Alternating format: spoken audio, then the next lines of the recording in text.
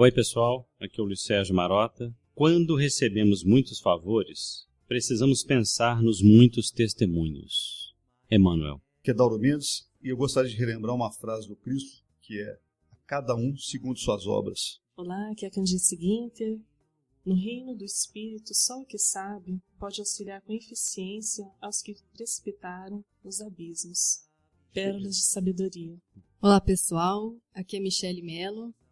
A minha frase é: a educação é luz que se acende na intimidade da alma, permitindo-lhe o desabrochar para a vida plena no seio eterno do Criador e Pai. Eurípides Barçanufo, do livro Psicografia e Prova Judicial. Olá pessoal, eu sou Fábio Aguilar.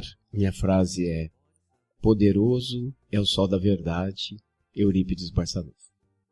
Olá pessoal, é Geraldinho Lemos. A frase de Johannes Kepler, astrônomo e matemático alemão do século XVI e XVII: é preciso reunir religião e ciência, matemática e música, medicina e cosmologia, corpo, mente e espírito em uma inspirada e luminosa síntese. Olá amigos, aqui é Silvana Saldanha. A educação é a melhor herança que os pais transmitem aos filhos. Pérolas de sabedoria. Bom gente, nós estamos aqui hoje para mais um podcast do Portal Saber. Com muita alegria e muita satisfação, e hoje o tema nosso é a justiça e a mediunidade. Estamos aqui, além desses que vocês escutaram, com outros grandes amigos nossos, o Denis Perdigão, a Lívia Dias, Elisa Randam, Ana Carolina Cury, Solange Gentz e Marconi Gomes. Marco Gandra, você não falou, não? Marco Gandra está aqui, é tão microfônico, né? E tá faltando alguém que eu não tô vendo. Tem a filha dela ali, que é a Isabela. Isabela, filha da Candice. Vamos então agora para a nossa leitura de e-mails e recados. Eu tenho uma dúvida de justiça desse aqui, mas eu não sei se vai ser possível. Leitura de e-mails.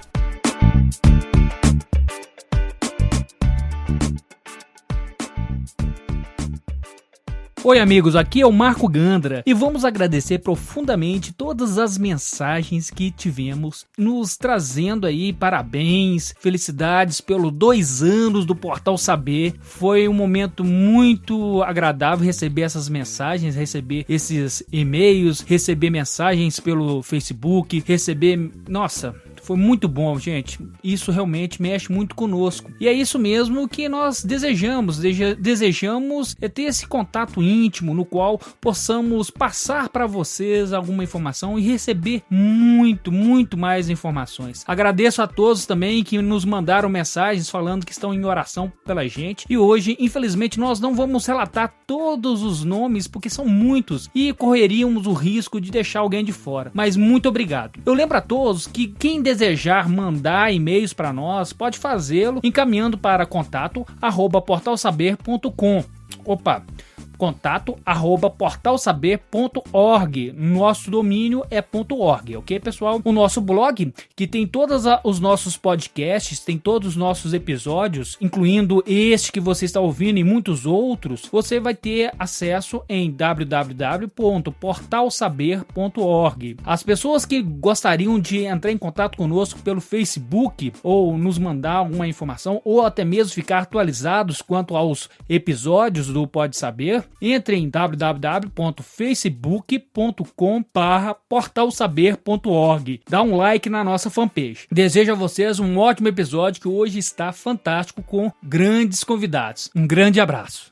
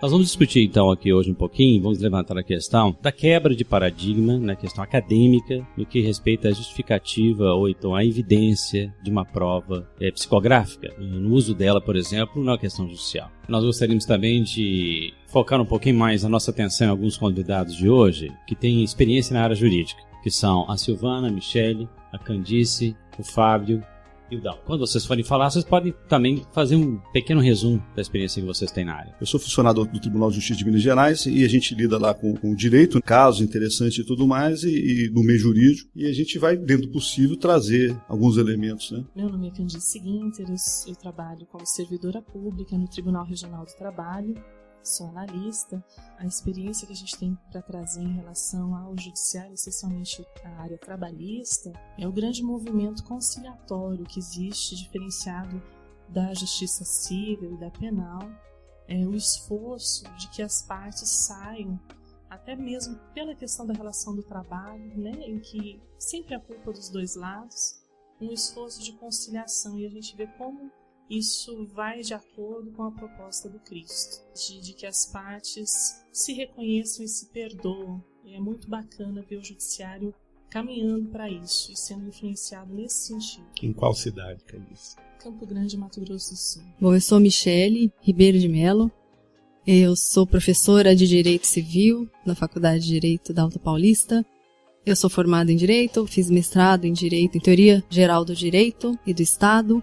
Trabalho a questão da pesquisa na vertente da psicografia como prova judicial. Eu fiz uma dissertação de mestrado, né, nesse tema, e essa dissertação tornou-se um livro, mas um livro, como uma pesquisa acadêmica, um livro jurídico, né, editado pela Lex Magister, que é uma editora jurídica. O título do livro é A Psicografia e Prova Judicial. Olá pessoal, meu nome é Fábio Aguilar, sou bacharel em Direito, formado pela Faculdade de Direito da Alta Paulista, em Tupã. Milito na advocacia desde 2003, final de 2003, início de 2004. Tenho especialidade em processo civil pelo Univem. E o que temos percebido muito, aproveitando a fala da nossa querida irmã Candice, o judiciário tem percebido que sem a conciliação não vamos chegar no denominador comum, que é a pacificação social da sociedade. Porque uma sentença, muitas vezes, acaba trazendo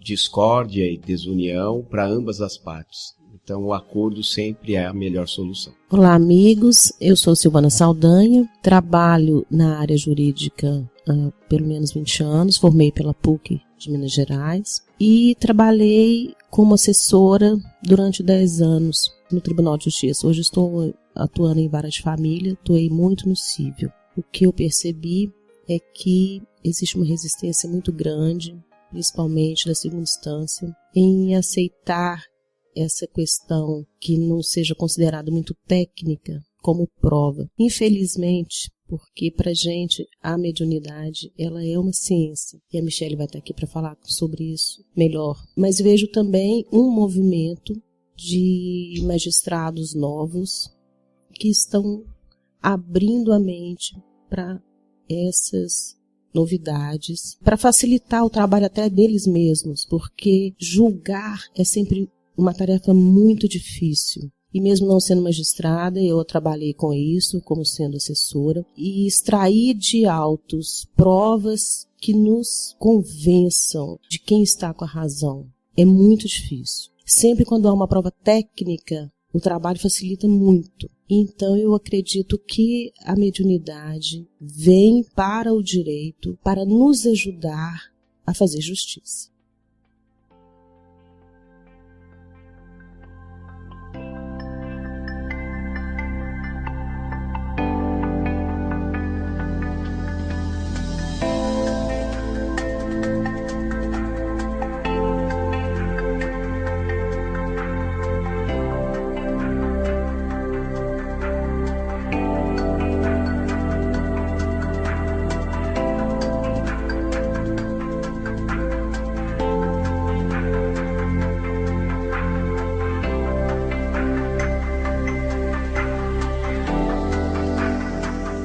queria fazer uma introdução, passando imediatamente a bola para nossa convidada, né? Que é o seguinte: nós estamos vendo ainda uma inércia, uma resistência que é fruto da cultura positivista, desenvolvida principalmente a partir do século XIX, de forma mais intensa, que ainda engessa o meio intelectual acadêmico de aceitar determinadas questões relacionadas ao invisível, ao imponderável, presos na camisa de força do positivismo, que muitos ainda estão. Mas o interessante observar, que a gente vê sendo construído a partir do século XX, principalmente, e que está evoluindo de forma cada vez mais acelerada, é essa quebra desses conceitos positivistas engessadores, desse engessamento, dessa camisa, é a libertação dessa camisa de força positivista que foi colocado na ciência e em outras áreas importantes do pensamento humano. Nós estamos vendo a ciência trazer para a gente cada vez mais evidências e fundamentos para a existência do imponderável, do invisível, de realidades paralelas, estruturadas em outra forma de realidade, em outra forma de energia, outra forma de substância, melhor dizendo. E isso está ganhando uma intensidade tão grande no meio da física, no meio da matemática, principalmente da física, que está quebrando aos poucos esse paradigma e abrindo essas portas. Porque a realidade ela é muito maior do que a gente sequer imagina. Ela é muito mais profunda e complexa, e a nossa realidade é uma mínima expressão, uma mínima película, boiando na superfície desse oceano infinito, gigantesco talvez, do imponderável, né, do invisível. Esse encontro que a ciência essa construção que a ciência está trazendo para a gente, também há áreas da filosofia, que estão se encontrando como se fosse um túnel sendo construído, né, em lados opostos. A ciência e a filosofia construindo de um lado e a espiritualidade trazendo elementos de outro, vão trazer essa convergência e mostrar pra gente que a coisa é muito maior do que a gente sequer imagina. Como é que você está vendo isso? É isso mesmo, Dauro. A pesquisa, quando nós iniciamos, né, ainda na monografia, lá na graduação, sentíamos sim uma grande dificuldade. No mestrado, essa dificuldade aumenta porque é uma pesquisa mais séria. Quando nós tratamos de espiritualidade numa academia de direito, e foi pela primeira vez, né, que esse tema foi discutido na academia de direito. Uma grande resistência, mas nós percebíamos pela ignorância, pela dificuldade da compreensão da mediunidade, dessa espiritualidade, dessa aplicabilidade da mediunidade que é a psicografia. Sim, muitos problemas, muitas dificuldades, muitas resistências, mas também muita compreensão daqueles que, a partir do momento que observavam do que se tratava, né, a pesquisa, qual era o tema central, o que é a mediunidade, como ela pode ser aplicada nos meios jurídicos em relação à psicografia, que não afronta nenhum princípio, que nós podemos fazer exames que comprovem toda essa situação da psicografia para ser utilizado. Quando nós esclarecemos, né, a partir da educação, então quando nós tratamos, né, a educação ela é a grande arma para que nós possamos modificar o mundo. Então quando nós tratamos da mediunidade nos meios acadêmicos, levando para quem não compreende ainda a espiritualidade, é um grande ganho, é realmente uma quebra de paradigma, né? Como Thomas Kuhn nos dizia, uma revolução, e nós estamos vivendo um novo paradigma, uma quebra de paradigma em todas as áreas, de todos os conhecimentos, seja nas letras, na ciência biológica, em todos os ramos científicos nós estamos vivendo essa quebra de paradigma. Coisas estão acontecendo, paradigmas estão sendo modificados, e o judiciário não poderia ficar de fora dessa transformação, dessa modificação. Michele, é hora, né? Como é que foi a sua dificuldade quando você propôs o tema no seu mestrado? No mestrado, os companheiros de trabalho, né, os colegas de mestrado, nós tínhamos duas vertentes. Aqueles que tinham muita dificuldade em aceitar. Quando esse tema era proposto para fazer uma explanação simples, virava um auê na sala de aula e acabava a aula, né? Porque era uma discussão profunda. Mas nós tínhamos aquele outro lado de pessoas sedentas por conhecer mais. Elas queriam saber, elas paravam no corredor, todo mundo queria perguntar. Então nós tínhamos essas duas vertentes, pessoas com muito interesse em saber e pessoas totalmente fechadas. Não é possível tratar de religião dentro da academia. Religião e ciência não se confundem. Então até você conseguir explicar que a mediunidade não é religião, que a mediunidade é uma lei natural, né? É uma lei natural que rege todos nós, demorou. Deu um pouco de trabalho, né? E tem dado. Esse é o trabalho. Essa é a vertente nossa do trabalho. Michele, né? Eu acho que o ponto central é exatamente fazer essa distinção. Porque quando se fala em mediunidade, o que o meio acadêmico pensa é que é religião. Exatamente. Né? Então, era a sua preocupação de levar o conhecimento científico, Dizer, não, nós estamos trabalhando com o auxílio para a justiça. O ponto central é conseguir fazer essa distinção, dizer assim, a mediunidade ela não é uma religião, ela é uma prova mesmo, ela é uma questão científica. A psicografia sendo usada como uma prova, qual é o caminho, o que tem que ser analisado, o que tem que ser visto, e se isso é uma prova que só quem é espírita está apto para utilizar. Ou se alguém, um juiz, um advogado que não tenha esse regimento, ele também vai conseguir usar essa ferramenta. É muito legal, Candice, essa pergunta, porque o centro da pesquisa está nisso, né? Está nesse foco, nessa essência. Que como nós estamos falando de mediunidade, né? Mediunidade, depois o Geraldo pode nos ajudar a conceituar melhor isso. É um fenômeno natural, né? Que existe para todos nós, é uma lei divina que rege a todos nós, sendo espíritas ou não, sendo católico, tendo religião, sendo ateu, tanto faz, né? Não é um rito que nós temos na doutrina espírita, não é um dogma que nós inventamos, não é uma crença, é uma realidade, é uma verdade. Então, como tratar disso na academia, como levar isso para a prática, para o direito? Então, nós estudamos os princípios, né? Fundamentados em alguns princípios gerais que regem esse nosso sistema jurídico, como o princípio da liberdade probatória. Nós podemos receber no judiciário todas as provas que são capazes de comprovar determinada alegação, determinado fato, desde que essas provas sejam lícitas. Então, a discussão daqueles que vão contrário a esse ponto, a essa tese, é de que a psicografia, como se trata de religião, ela é uma prova ilícita. E não é, porque a psicografia é mediunidade é um fenômeno natural, logo não é religião. Independe totalmente de religião. Não é uma prova ilícita, ela é uma prova totalmente lícita. Se ela é lícita, ela pode ser utilizada no judiciário para comprovação de um fato. E nós temos outros princípios. O juiz ele tem a liberdade de valorar as provas de acordo com o seu entendimento. Esse é um princípio muito importante. Não ofende o contraditório. Mas aquele que psicografou deixou uma mensagem só para um, e a outra parte? A outra parte ela tem toda a liberdade do mundo para conseguir as outras provas. É como se fosse mais uma prova, uma carta que você recebe. Quando tem uma prova documental, como nós fazemos no judiciário? É a mesma coisa. Como disse a Silvana, é para auxiliar o judiciário nessa busca pela justiça. Não é para travancar nada, muito pelo contrário. É para ajudar, é para auxiliar. Então não tem essa dificuldade. Um documento, quando chega no judiciário, nós vamos fazer um exame grafoscópico ou grafotécnico, né? Para verificar de quem que é essa letra. E nós conseguimos, né? E aí, até lembro do Chico, porque nós trabalhamos muito em cima de algumas cartas que o Chico psicografou, de parentes, né? De desencarnados. E as mãezinhas buscavam muitas vezes, né, aflitas, uma consolação, e recebiam uma carta dizendo, olha, aquilo que aconteceu foi acidental.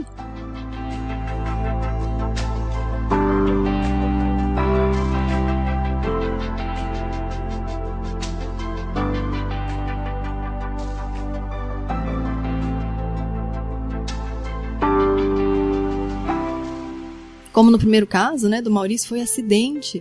Não foi proposital, e ele deixa ali a sua marca, ele deixa a sua assinatura, não é a assinatura do Chico, né? Então existem condições de nós podermos fazer uma análise em cima da letra, da assinatura, existe. A grafoscopia atesta, nós temos o estudo do Perandrea, que ele fez em cima das psicografias recebidas pelo Chico Xavier, e ele comprovou que as letras, que as assinaturas, aliás, a letra não, mas a assinatura, o espírito quis deixar assim, sou eu.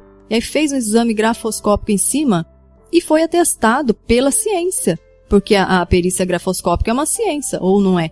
Ou ela é uma ciência, nós utilizamos no judiciário, damos aquilo o valor que ela tem, ou não. Não podemos ser 2 pesos, 2 medidas. Mas no caso da psicografia não pode? Pode. Então faz ali a grafoscopia. Quando a mediunidade é aquela intuitiva, e aí nós não temos condições, né, da letra ser modificada. Tem uma maior dificuldade. Mas e a quantidade de detalhes? E os pormenores que essas cartas deixam?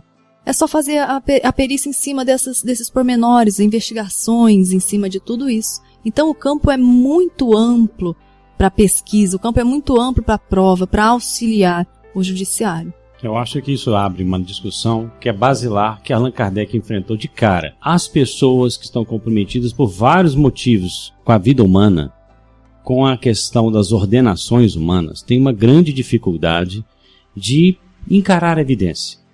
O advogado australiano Victor Zammit, por sinal um advogado, né, que diz que quem tem que mexer com evidência não é o cientista, não é o químico ou o físico, mas sim o advogado, que ele mexe com provas constantemente. Ele diz assim, ele classificou 9 questões que impedem os céticos de mente fechada, dogmáticos, como ele chama, de encarar evidência. E isso está se tornando uma questão tão clara para o mundo inteiro do estudo da paranormalidade, a dificuldade que os cientistas do chamado mainstream estão tendo de sequer abrir um livro ou sequer enxergar uma evidência. E isso é muito interessante porque Allan Kardec já dizia isso no capítulo O Crítico, no livro que é o Espiritismo. No capítulo O Cético, ele elogia, porque é uma pessoa de boa mente que quer pagar, está pagando para ver. Mas no capítulo do Crítico, é uma pessoa que tem uma crença, que é isso que o Dauro fala, a crença no pressuposto materialista, que hoje é uma crença. Porque as evidências paranormais que estão aí hoje no mundo, esse advogado fala assim, ele tem um site e desafia qualquer cético a dar $1 milhão para qualquer um que provar que a paranormalidade não existe. Até hoje não foi desafiado. É interessante observar que eles estão fundamentando toda essa estrutura, essa construção para a defesa desse tipo de posição em cima da matéria. Mas o que é a matéria hoje, que cada vez mais se apresenta como um fantasma que aparece para a gente como em breves lampejos de existência aqui para a gente? Isso é muito interessante. Eles estão fundamentados, querendo estar fundamentados numa base que é um fantasma, é fugaz, é um processo talvez ilusório. Vou dar um exemplo para vocês. Eu recebi um post no meu Facebook a respeito de uma reportagem no Brasil de uma menina que estava sofrendo um fenômeno de poltergeist na casa dela. Aquele esquema das pedras, etc. Chamavam os pais inocentes, né? Chamavam a Brigada Militar, o pessoal da polícia. E o pessoal da polícia fala, olha, eu estava dentro da casa. E eles falaram exatamente o que acontece nos fenômenos de aporte. As pedras apareciam e faziam barulho, mas não feriam a parede nem o corpo da menina, que estava a média, vamos dizer assim, né? E ficava aquela coisa, chamaram o serviço social, todo mundo testemunhou. O guarda lá, o rapaz do policial, falando na entrevista, não, nós vimos, né, o vizinho, os móveis se moviam sozinhos na casa. Foram conversar com a psicóloga, e a psicóloga falou mais ou menos o seguinte, vou tentar parafrasear para vocês. Bom, eu não vou falar aqui de fatos. Eu não vou falar de fatos, de pedras voando ou aparecendo, coisa do tipo. Eu vou falar aqui de coisa científica. Eu vou falar aqui eu vou tentar ver o que está fazendo com que essas pessoas acreditem nisso que elas estão pensando que está vendo.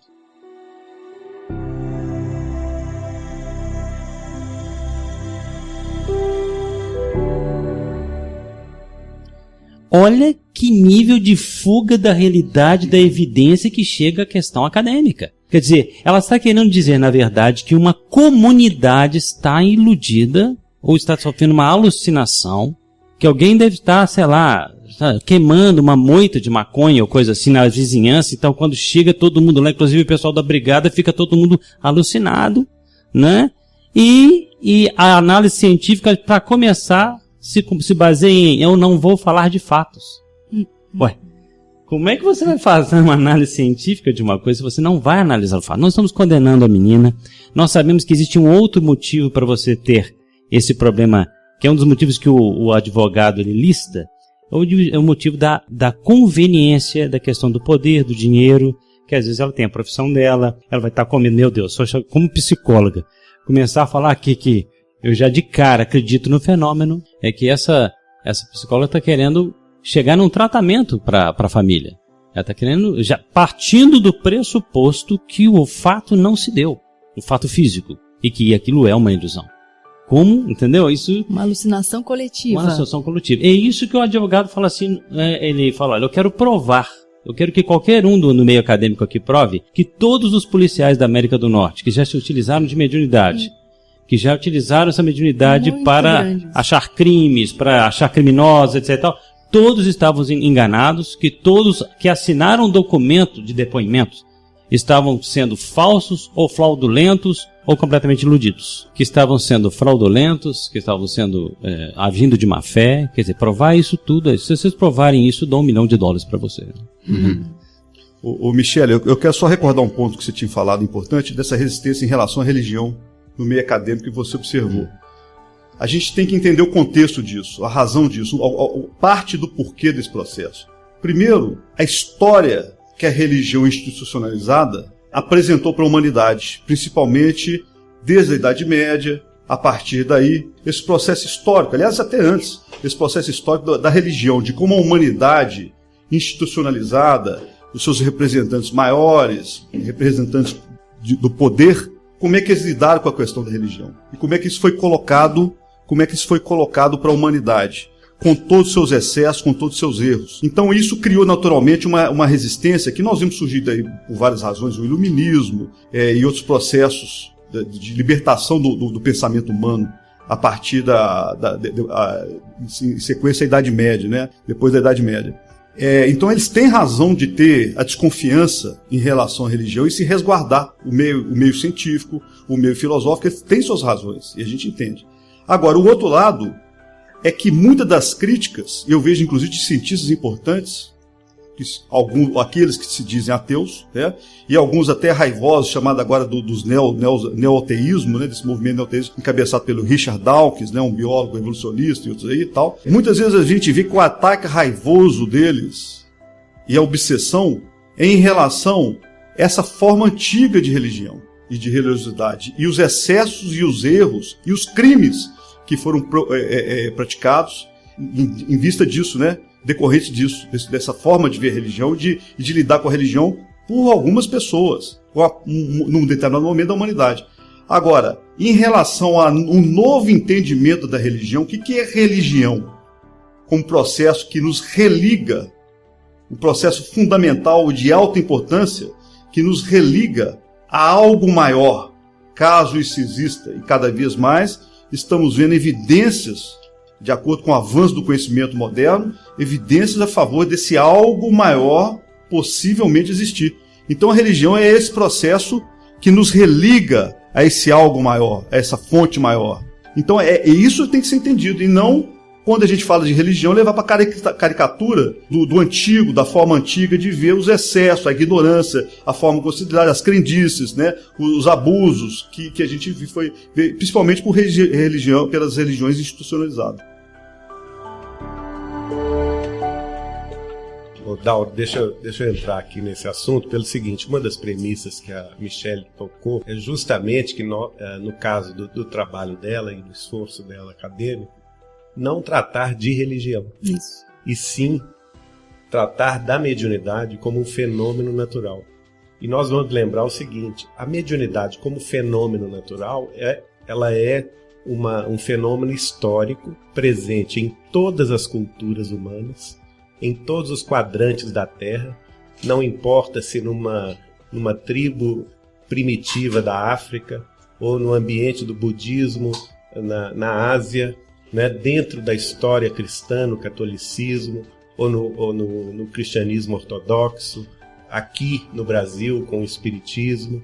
Não importa, em qualquer quadrante e em qualquer cultura, nós tivemos fenômenos mediúnicos em todas elas. Por exemplo, no judaísmo, no zoroastrismo, e podemos estudá-los, sim.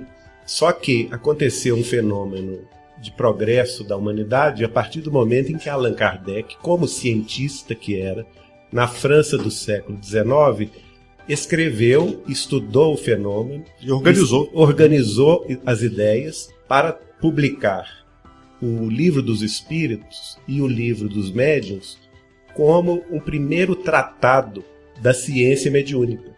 Quer dizer, a partir da compreensão de Allan Kardec, nós tivemos apenas o entendimento do que é a mediunidade, que antes estava no mundo do maravilhoso, do sobrenatural, aquela coisa assim, um misto de religiosidade e era de pré-ciência, misticismo, de misticismo, fanatismo também, não é? Então, nós temos uma diferenciação histórica a partir do momento em que Allan Kardec estuda o fenômeno e mostra para nós, no seu tratado, o mecanismo da mediunidade. Como a mediunidade acontece, como ela é natural, ela é de todos os seres humanos e vai classificar a mediunidade.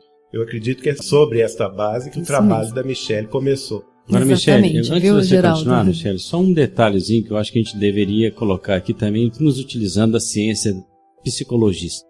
Um ponto que os psicólogos hoje estão chegando à conclusão, inclusive, sobre a questão do ceticismo e do dogmatismo, né, cético, é que, na verdade, a estrutura mental do cético é a mesmíssima estrutura mental do dogmático religioso. Do fanático, não há diferenciação. Todos dois, por exemplo, o cético materialista, ele tem uma crença, porque hoje, com as evidências, tanto da paranormalidade, quanto as evidências cosmológicas da física quântica, estão dando inúmeras chances para você ver que a coisa não é tão limitada quanto o paradigma materialista sempre pregou. Mas eles têm uma dificuldade, a pessoa que se atém a isso, tem a mesma dificuldade de enxergar evidências contrárias que um religioso de qualquer religião dogmática tem. Exatamente. Então, esse aspecto, inclusive tem até nomes, catexia, negação por dissonância cognitiva, eles estão com vários nomes técnicos hoje, psicológicos. E o mais interessante, Allan Kardec já tinha intuído isso. Porque no capítulo do livro que é o Espiritismo sobre o crítico, e diga-se, quem for ler vai ver que o crítico, ele está dizendo, é hoje o que a gente considera o cético dogmático. Ele diz, o cético dogmático diz assim para Kardec, prova para mim. Deixa eu participar de 2 reuniões suas aí que eu quero ver se isso é verdade. Eu falei, olha, eu estou aqui há 1 ano para me convencer. Eu sei em 2 reuniões você está dizendo que você está querendo, você vai se convencer, não é? Ou seja, e você está pressupondo, você é um cético filosófico, ou seja, você não quer se convencido de nada. Você tem um problema psicológico. Eu não falava isso, não existia nem essa palavra na época. Mas você tem um problema psicológico. É o que o Dauro falou, o Richard Dawkins, por exemplo, né? Ou, por exemplo, desculpa, eu falei em inglês. Richard Dawkins, emendei. O Richard Dawkins, por exemplo, né? Ele tem uma atitude psicológica característica que não é científica. Que não é científica. De um dogmático religioso. Os próprios cientistas estão falando que a posição dele já não é mais científica. Exatamente, é um dogmático religioso, ele é agressivo muitas vezes. Então, esse ponto psicológico é muito importante, porque a religião cometeu muitos erros. Hoje a ciência, sob as mesmas características dos dogmáticos dos tempos passados, e nós somos reencarnacionistas, entendemos isso muito, né, faz um papel dos sacerdotes dogmáticos e absolutos na sua crença. Né, porque o cético verdadeiro está aí para ver o que for, a evidência, sem problema, sem erro. Exatamente. E, voltando naquilo que o Geraldo disse, né, realmente está embasado nisso. Na mediunidade, como um fenômeno natural, que sempre existiu ao longo da história, mas que com Kardec abre-se um novo portal, inclusive para a ciência. Mas os dogmáticos, né, esses cientistas que têm essa postura ainda com essa dificuldade da compreensão da espiritualidade, e os que não são cientistas, mas que são aqueles que não conseguem compreender a espiritualidade, que tem essa postura do fanatismo, é realmente uma religião, né? O materialismo, ele é uma crença, você tem que acreditar muito que existe o nada. É uma crença e é uma crença bastante fundamentalista. Então é bem complicado. Se você não quer ser convencido de nada, você tá ciente de que não existe o nada, então não tem nada que te faça. Nem se o espírito materializar. Aliás, William Crookes trabalhou essa questão e nós gostamos muito de tratar, nós tratamos na pesquisa no livro, da parte científica, dizem, nenhum espírito veio falar, nossa, mas William Crookes trabalhou quantos anos em cima da materialização daquele espírito? Ele fotografou o espírito, ele cortou o cabelo do espírito, ele cortou unha, ele tomou a pulsação da médium e pulsação do espírito, e as pulsações eram diferentes. A pulsação da médium naquele transe mediúnico ali presa naquela gaiolinha era uma. A pulsação do espírito falando com ele, conversando, andando na sala. Ele tomou ela nos braços. Então, ele fez todo esse tipo de experiência. Você quer comprovação maior do que essa, né? E quantas outras comprovações nós temos? Mas a de William Crookes é fenomenal. Eu gosto demais. Michele, você poderia falar um pouco quem foi o William Crookes, de repente, para que, né, quem estiver ouvindo saber, né, contextualizar, enfim. É verdade. William Crookes, ele foi um grande cientista, né, inglês, Sir William Crookes, que ele ganhou esse físico e também com conhecimentos na química não é? Mas um físico com vários prêmios. Inclusive o Prêmio Nobel. Prêmio Nobel da Física, não é? Então, um grande cientista, um homem realmente de ciência, que também acreditava que era impossível essa situação de comunicação e mediunidade. Então, ele foi pesquisar para comprovar realmente que não existe. Isso não pode, isso não existe, eu vou estudar isso. Um homem sério, né? Porque quando você tem a ciência a sério, você leva a ciência a sério, você vai pesquisar para comprovar que isso não existe. Não diz, isso não existe, eu não acredito, pronto, acabou. Então ele foi pesquisar, fazer a sua pesquisa. Aos 37 anos de idade, muito novo, não é? No auge da sua carreira. E estudou isso até o fim, né, da sua existência, como William Crookes. E ele conseguiu comprovar, sim. No final ele ainda diz, olha, eu não digo que isso é possível, que a comunicação com os mortos é possível, que a materialização de espíritos é possível, que a mediunidade é possível. Eu digo que isto é real. Então é uma comprovação científica. Ele se utilizou da médium Florence Cook, né, que recebia o espírito de Katie King. E o interessante é que na pesquisa que ele organizou, participaram com ele outros 49 cientistas. E na hora das conclusões, os outros 49 cientistas se recusaram a assinar com medo da Royal Academy of Science da Grã-Bretanha, né? Com medo de perderem o posto de respeitabilidade, e ele corajosamente foi o único que assinou, enfrentando toda a resistência da academia, e a partir daí passou a ser tido como louco, como visionário, foi desrespeitado na própria Academia de Ciência, para mais tarde, alguns anos mais tarde, ganhar um prêmio Nobel por outros trabalhos e ser, vamos dizer assim, revalorizado dentro do movimento científico. Então, gente, William Crookes, ele foi um químico inglês, ilustre homem de ciência, né?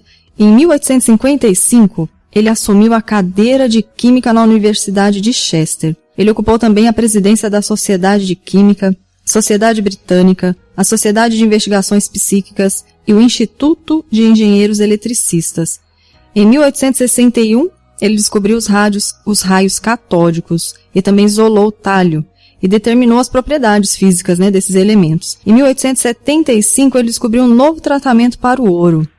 E a coroação do seu trabalho foi com a descoberta do quarto estado da matéria, em 1879, o estado radiante da matéria. E por todas essas descobertas, né, ele foi premiado pela Rainha Vitória, que nomeou-o com o mais alto título daquele país da Inglaterra, que é o Sir, né, o Cavaleiro. Então é realmente um homem de ciência, né? Nós estamos falando de um aventureiro, de um homem que se aventurou a pesquisar, não.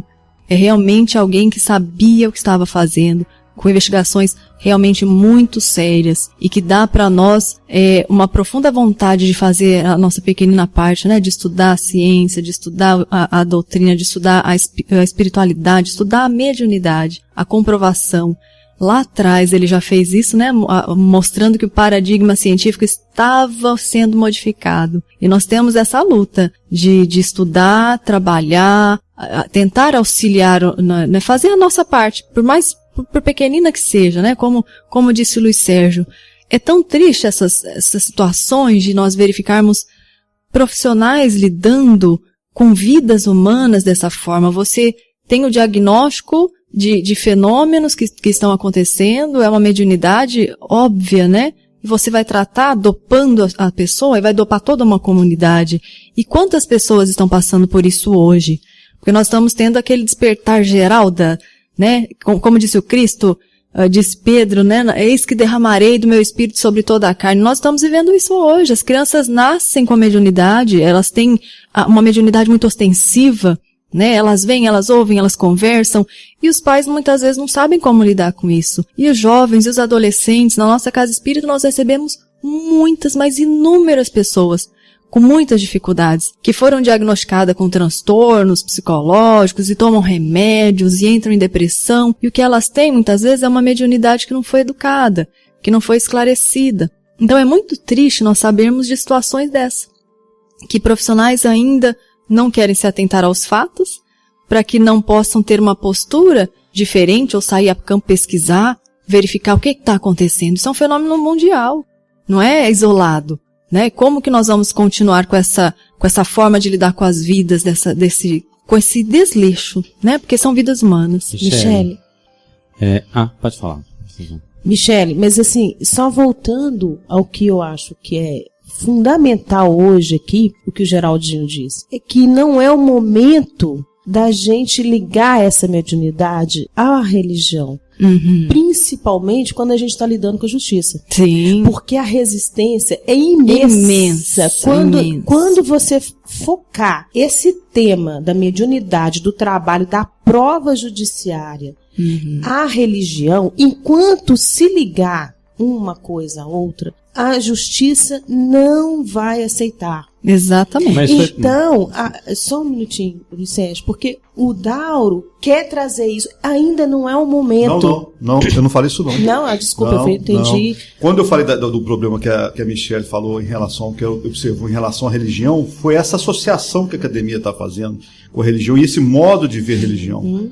Eu não falei, não, eu quis mostrar. A religião vista como um processo maior de religação com algo maior, que a ciência cada vez nos mostra evidência a favor do imponderável, de uma ordem maior, de princípios organizadores maiores. Cada vez a gente vê em várias áreas da física e a própria matemática nos trazendo elementos de fundamentação de realidades de espaços multidimensionais, entendeu? Desde 1854, como nós já falamos na gravação que nós estamos fazendo aqui sobre o fundamento do imponderável, desde 1854, 3 anos antes do Livro dos Espíritos sair, Riemann, que é como se fosse um Einstein na matemática, um dos maiores gênios da matemática até hoje, entendeu? Um trabalho notável em várias áreas, o Riemann provou, sem nenhuma sombra de dúvida, a existência do espaço multidimensional, desde 1854. É matematicamente provado. É isso que eu estou querendo dizer.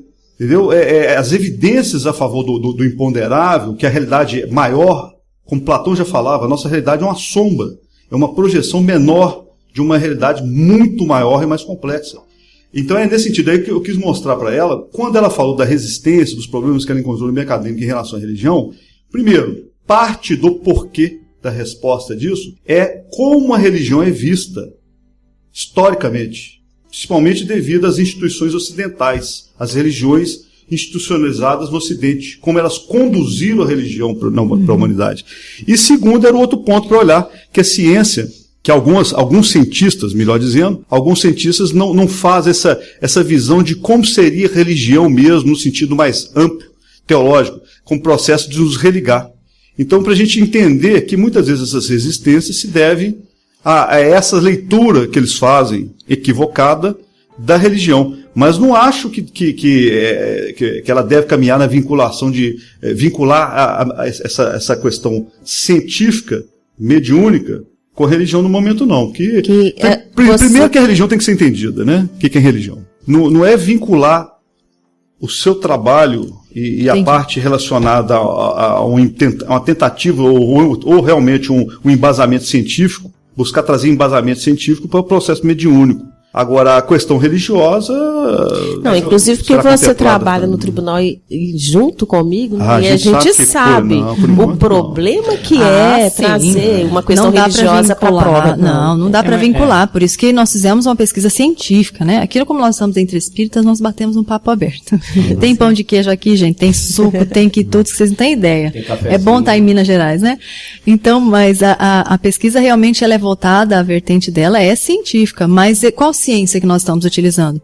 A ciência espírita. Naturalmente. Porque a partir de Kardec, nós temos um novo avanço, nós temos essa pesquisa ampla que esse grande homem fez, e é em cima da doutrina espírita, esse viés científico que nós fizemos a nossa pesquisa. Em cima daquilo que Kardec nos trouxe de elementos no Livro dos Espíritos, das suas descobertas, nas suas pesquisas, na codificação, no Livro dos Médiuns. Então, nós estamos pautados na ciência, sim, na ciência espírita.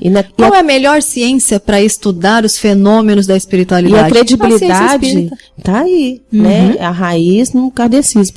Porque para o jurista, ele precisa voltar lá, ele precisa voltar em Kardec. Compreender, ele então, precisa ser esclarecido. É importante a sua tese, porque ela não está só num trabalho de pautar em fatos, etc., mas num estudo que já foi feito e está bastante Em estudos arrimado. científicos, que é Exato. preciso, como nós vamos trabalhar uma questão dessa como uma prova. Acontece uma situação, geralmente é penal, né? É na área penal, é um homicídio. Como nós vamos trazer uma prova dessa?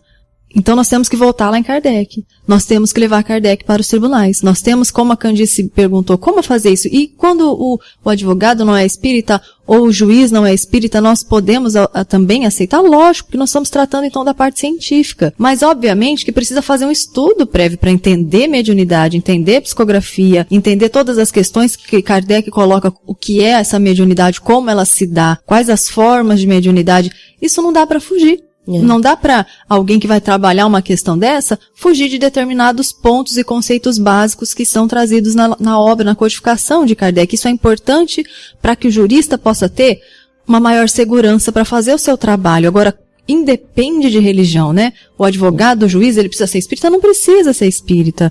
O que ele precisa ter olhos de ver, né? Ele precisa ter aquela vontade, aquela sede pelo conhecimento, do aprendizado, porque se ele acha que ele sabe tudo, que ele é a sumidade, ele vai ter muita dificuldade de trabalhar com um elemento novo desse. A segurança jurídica, né? A segurança jurídica, ela está exatamente na busca da verdade real. Uhum. E aí é um instrumento que o magistrado tem, ele não precisa ser médium, ele não precisa ser espírita. Por quê? Porque você vai trazer esse estudo para ele, um estudo técnico para ele. E eu que trabalhei muito tempo em vara civil, eu me recordo na época que começaram as ações dos HIVs falso positivo e que havia muito pouco estudo técnico a respeito de como chegar à verdade do porquê de um falso positivo. Porque eles colocavam a culpa nos laboratórios e colocavam a culpa nos kits, né, que eram enviados. E eu me recordo que teve um caso muito polêmico na ocasião em que uma cientista da Universidade Federal daqui de Minas Gerais, ela fez uma perícia no processo da justiça e ela inovou. Por quê? Porque ela foi buscar dados assim, muito profundos de um assunto que era muito pouco falado, onde se descobriu que o organismo daquela pessoa reagiu àquele kit porque ela estava com a sua resistência baixa, assim como o HIV provoca. Então foi uma coincidência triste, porque foi feita a contraprova na época do exame e a contraprova bateu como se a pessoa estivesse mesmo com HIV. Então ela começou o tratamento. Mas o que é isso? Para o magistrado, quando ele deu a sentença e julgou improcedente a ação contra o laboratório, foi uma coisa terrível. Mas por quê? Porque todo mundo está acostumado a condenar o laboratório, os laboratórios, porque eles baseavam, não, o kit tinha um problema. E esse primeiro estudo abriu as portas para várias outras ações que correram no Brasil inteiro. Então foi uma quebra de paradigma. E para o juiz foi fundamental, porque fazer justiça é muito difícil. E fazer justiça sem prova técnica é pior. Não dá, né? Então, a questão da mediunidade, da forma como você está trazendo, com um estudo dessa forma, é como essa cientista trouxe. Vamos olhar a coisa para um outro ângulo? Vamos parar de ficar colocando a culpa em determinadas coisas? Vamos abrir as nossas perspectivas para novas provas? Em busca da justiça? Não da verdade real? Nós buscamos essa verdade. Como nós vamos tratar de justiça sem um juiz que seja mais ativo, um advogado que tenha coragem, né, um promotor que tenha coragem de quebrar esses velhos padrões e ir atrás dessa verdade, rompendo os seus paradigmas e correndo atrás, né? Como que nós vamos fazer a justiça verdadeira se nós temos provas, mas nós não vamos aceitar essa prova porque ofende a minha crença ou ofende a minha forma de pensar? A justiça tem que estar acima de tudo. E né? exige muito estudo. Muito. E a justiça limita o estudo. A justiça, por ela estar soberrada, ela te leva para o caminho mais fácil. Então é muito mais fácil o juiz seguir o caminho de todo mundo despachante, né? Exatamente. Bom, pegando um gancho na fala aí da Silvana, que ela citou aí o primeiro caso de um assunto, nós temos que lembrar o primeiro caso que ocorreu na década de 40, aqui no Brasil, que foi justamente o processo que a família do escritor Humberto de Campos abriu contra Chico Xavier e a Federação Espírita Brasileira. Como o Chico estava publicando livros do espírito de Humberto de Campos, a família se incomodou, os herdeiros, né, de Humberto de Campos, e entraram pedindo, já que estão publicando livros de um familiar nosso, nós queremos direitos autorais. Né? Ou então que se declare que os livros não são dele. Né? E interessante que o Chico e a Federação Espírita Brasileira foram defendidos por um advogado católico, Dr. Miguel Timpone, que ao final do processo, tendo conhecimento de todas as evidências de provas sobre a personalidade de Humberto de Campos, se tornou espírita e publicou um livro chamado A Psicografia ante os Tribunais, que até hoje nós temos acesso, Dr. Miguel Timpone. Então foi um caso que abriu as portas ao assunto da psicografia diante dos tribunais. Eu gostaria que a Michele falasse um pouco sobre isso. E só um detalhe, o próprio filho do Humberto de Campos, filho mais velho, escreveu um livro também atestando a veracidade do fenômeno. Depois toda a família do Humberto de Campos, a começar da própria mãe, não é? A primeira a reconhecer a identificação do filho foi Dona Ana de Campos Veras, a mãe de Humberto de Campos, depois a própria viúva, e os filhos se tornaram inclusive amigos de Chico Xavier. Né? E o mais importante nessa história toda é lembrar o quê? É o respeito à vontade daquele que faleceu. Porque, na verdade, essa questão da mediunidade, da psicografia, enfim, dessa situação toda, é lembrar que a gente pode utilizar esse mecanismo para atestar a vontade da parte, daquela pessoa que não está ali para declarar o que ela quer. Então, aquela pessoa que faleceu, às vezes, eu imagino uma utilização disso nas varas de sucessão, né, nos inventários, onde existe uma lide terrível, né? É muito triste. Então, assim, imagina você utilizar desse mecanismo para atestar qual que é a vontade do falecido. Como auxiliaria, né, Silvana? Olha, como seria realmente para os juízes, principalmente, né? Porque os juízes ficam ali a família brigando ali, se matando. Você podia falar para a gente também, você tem mais aí um listado algumas experiências, evidências, né, que você organizou. Antes de você começar a falar, gostaria só de lembrar uma luta de Kardec, você vê que o Kardec já estava na base de tudo, né?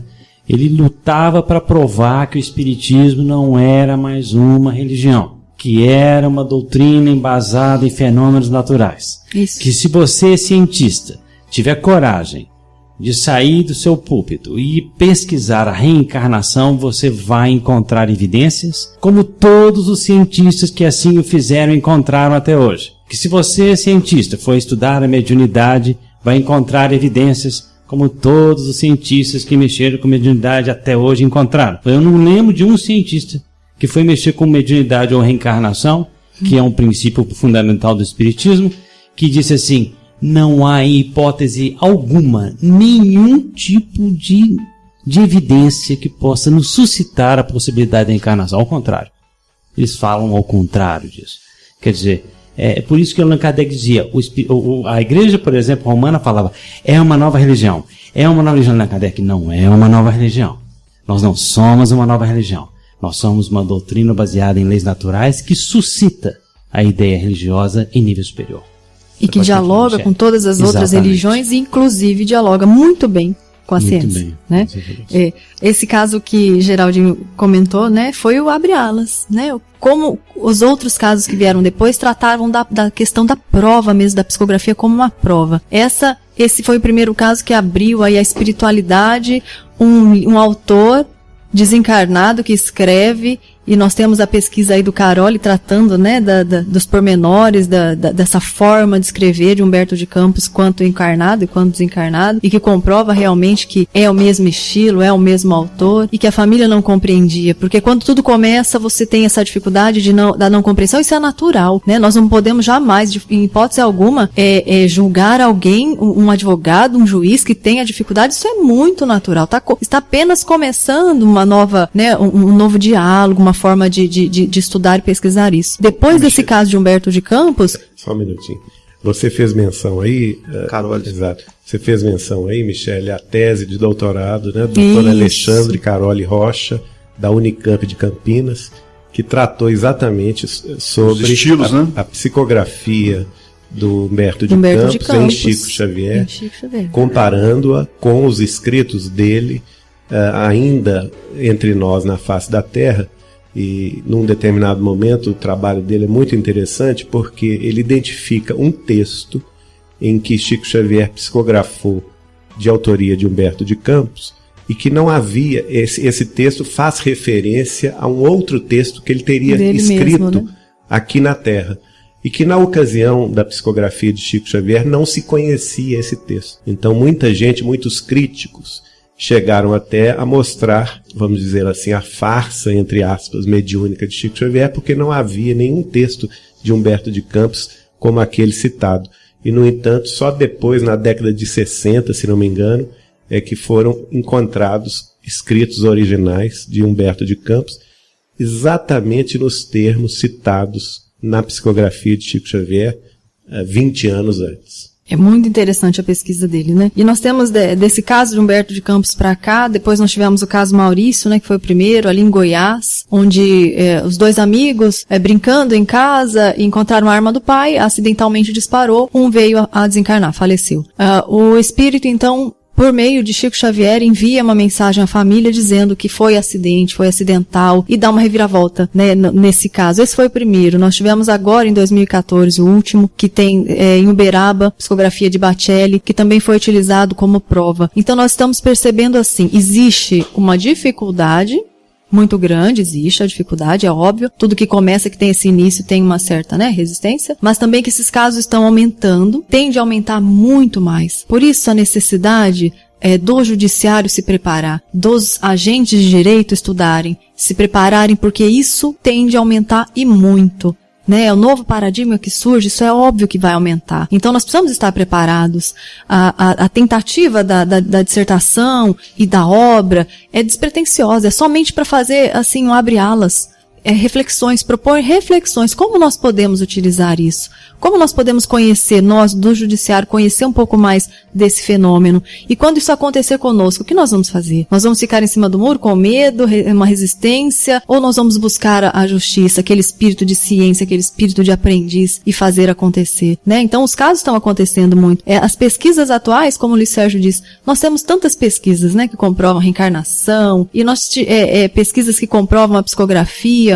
Então nós temos aí a pesquisa recente, né, que foi feita até na Pensilvânia, onde o cientista Júlio Pérez, que é do Proser, ele é do Departamento de Psiquiatria da Faculdade de Medicina da USP, o Frederico Leão, também do Proser, Alexandre Moreira Almeida, da Universidade Federal de Juiz de Fora, Leonardo Caixeta, de Goiás, da Federal de Goiás, Andrew Newberg, médico da Universidade da Pensilvânia, na Filadélfia, diretor da pesquisa do Centro de Medicina Integrativa. Então eles fizeram uma pesquisa muito interessante, levaram para os Estados Unidos médiums, psicógrafos, 20 médiums. A seguinte hipótese é, quando nós vamos escrever uma carta para a mãe, uma carta para o namorado, um texto no Face, nós ativamos a área da criação, a área da criatividade. Vamos fazer o seguinte, colocaram então todos esses médiums, para escrever uma carta psicografada, uma psicografia. O espírito vai dar o recado.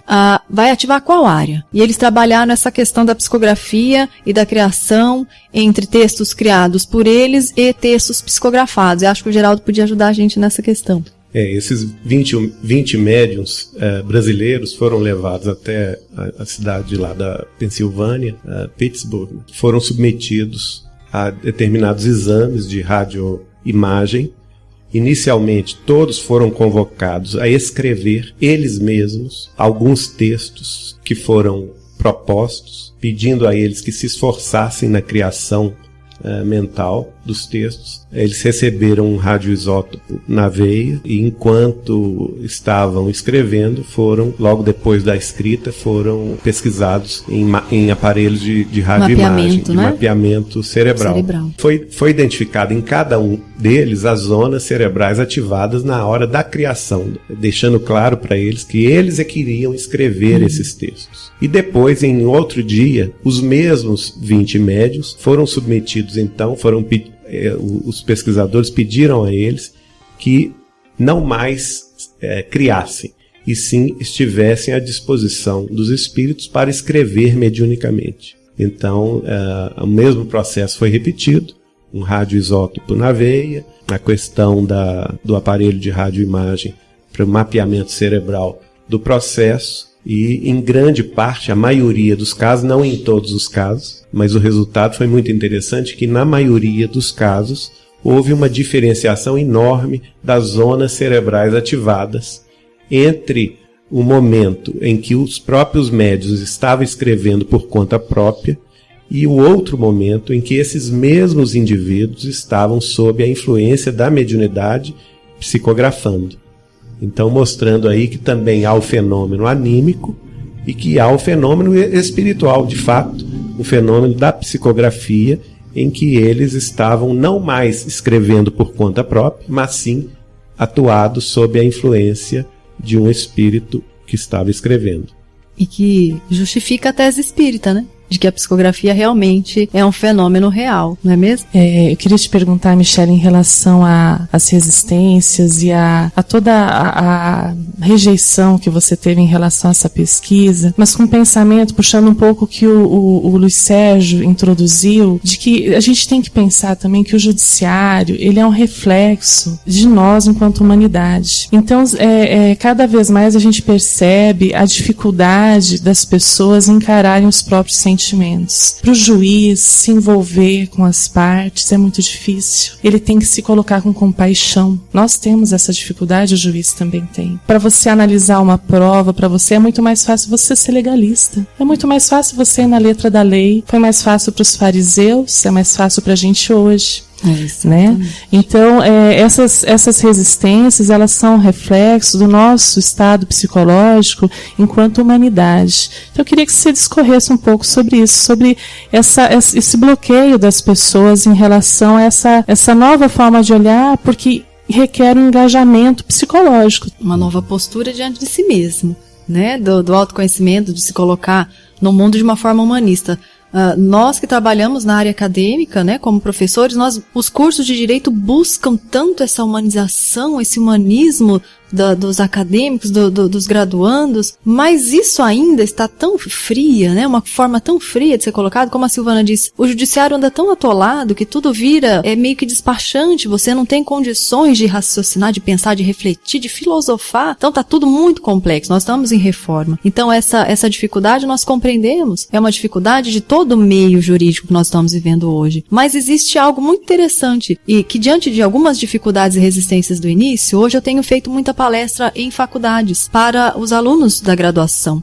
E o que nós vemos é exatamente o contrário. O que nós vemos é uma não resistência. Os alunos não são resistentes ao tema. Então, esses que se formam agora, eles não têm resistência, muito pelo contrário, eles têm uma grande vontade de saber, uma sede de conhecimento. Então, eles gostam demais, eles vêm procurar. Eu trabalho orientação de alunos do Brasil todo, pela internet, né? A internet nos facilita esse contato, de muita gente querendo trabalhar o tema. Se aqueles que estão já saturados de toda essa aura psíquica, emocional e legalista que existe no judiciário, esses novos que se formam, eles nos dá uma esperança tão grande de um futuro melhor na justiça, de realmente ver a justiça sendo feita, porque eu como professor, eu acredito que tudo está na educação, eu acredito muito neles, eu incentivo demais os meus alunos, esse potencial que eles têm dentro de si, de ser transformadores do mundo, sim.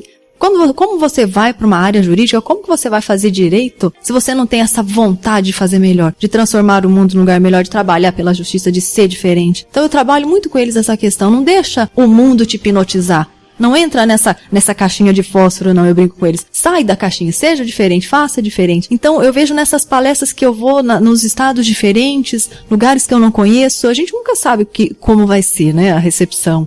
Mas isso, gente, tem sido assim geral.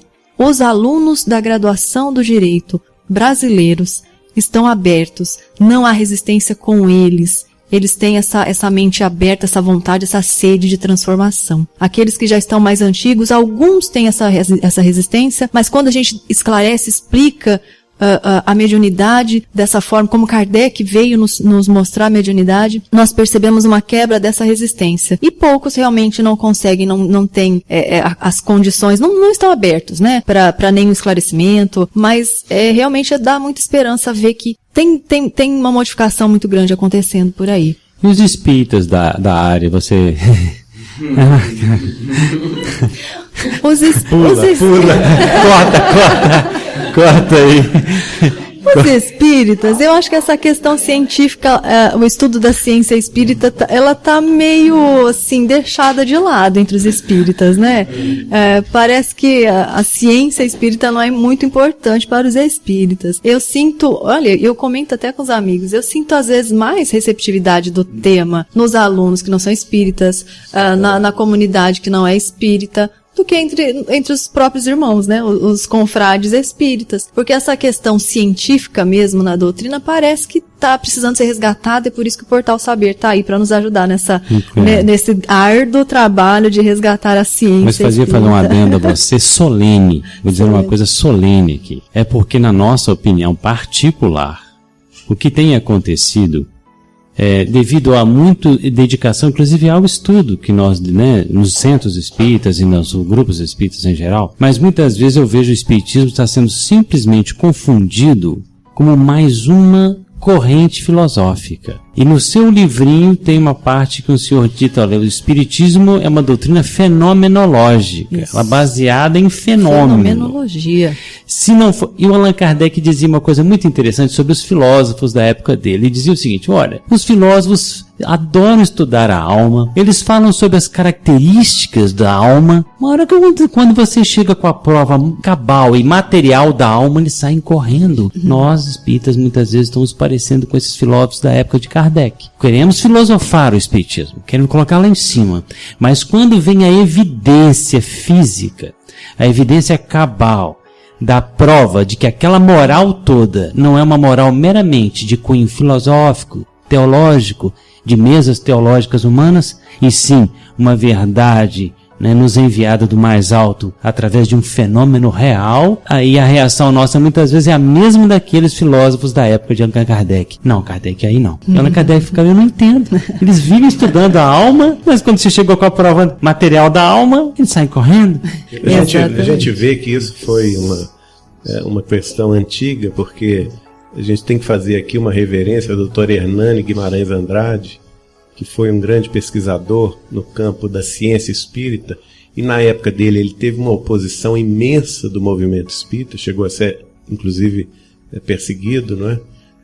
Agora nós temos que tirar o chapéu hoje, sim, para os médicos espíritas que estão fazendo um trabalho maravilhoso de pesquisa, as associações médico-espíritas do Brasil, dos estados e até internacional, não é, que tem tido a coragem de tratar, sim, de espiritualidade e medicina, levando essa quebra de paradigma da sociedade da transição, não é, para o mundo regenerado, saindo do paradigma materialista e entrando no outro paradigma da espiritualidade. Então esse pessoal realmente tem trabalhado muito, sob a coordenação da doutora Marlene Nobre, de outros amigos. Aproveitamos para mandar um grande abraço para a doutora Marlene Nobre, que nos auxiliou nessa pesquisa também. Isso. Auxiliada aí por muitos amigos aqui em Minas, o doutor Roberto Lúcio Vieira de Andrade, o doutor Andrei Moreira, em Campo Grande, o doutor Décio Andoli Júnior, em Pelotas, no Rio Grande do Sul, o doutor Sérgio Lopes, inúmeros médicos que têm ido a campo, né, dado a cara a bater, mas pesquisando, sim, os aspectos da espiritualidade, da revelação espírita, através da mediunidade de Chico Xavier, que foi, de certa forma, antecipada para a medicina em muitos aspectos, né, mostrando para nós como, por exemplo, o espírito de André Luiz, muitos anos antes, 30, 40, 50, 60 anos antes, trouxe questões a respeito do corpo, da mente, que muito mais tarde foram tratadas em pesquisas científicas de renomados médicos norte-americanos, japoneses, europeus. Então, no campo da medicina, eu acredito até que os espíritas médicos estejam aí na vanguarda. Na vanguarda.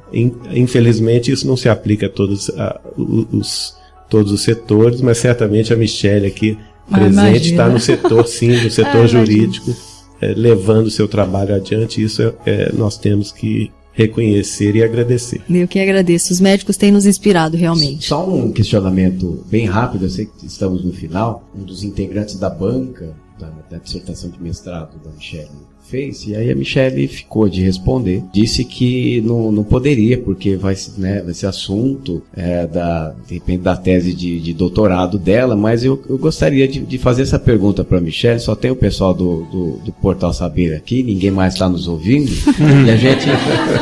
Ninguém está, e em função disso, a Michele já sabe, inclusive, qual que é o questionamento, que ela, ele quer saber, ela acaba gente, pegando esse ser que está falando, ele esqueceu de se qualificar lá na entrada, que ele, além de tudo isso que ele disse, ele é meu marido. Ele está meu marido nessa reencarnação. Então, um professor perguntou da questão da mudança de paradigmas científicos, que nós falamos de Thomas Kuhn, que tudo se transforma de tempos em tempos, depois da Revolução Científica, e ele perguntou por que o fenômeno, da espírita não tem as anomalias e não tem essa transição, essa mudança de paradigmas. E aí nós sabemos, lei divina. Trata de lei divina, que nós gostaríamos de aprofundar isso daí numa próxima pesquisa para dar continuidade. Estudando essas leis, é fenômeno, é fenomenologia. Então ela não vai ter essa quebra de paradigma, essa mudança. E a ciência espírita ela é muito rica a ser estudada. Tem campo, tem trabalho, tem tanto para ser estudado, tanto para ser pesquisado. Então nós conclamamos aí os espíritas, os simpatizantes da doutrina, os acadêmicos, a estudarem sim, aprofundarem-se na doutrina, estudarem um pouquinho mais desse viés que está um pouco esquecido, pelos estudantes até do espiritismo. A ciência espírita, ela precisa ser estudada, ela precisa ser esclarecida e difundida, levada em todos os ramos acadêmicos, em todos os setores, e nunca esquecendo, que a doutrina, ela é maravilhosa, é uma doutrina muito ampla, de 3 aspectos, ciência, filosofia e religião, mas só vale a pena se ela for utilizada na nossa vida, se ela se tornar algo útil no nosso dia a dia, se nós aprendermos como espíritas a utilizar dessa água limpa que o Cristo vem nos trazer,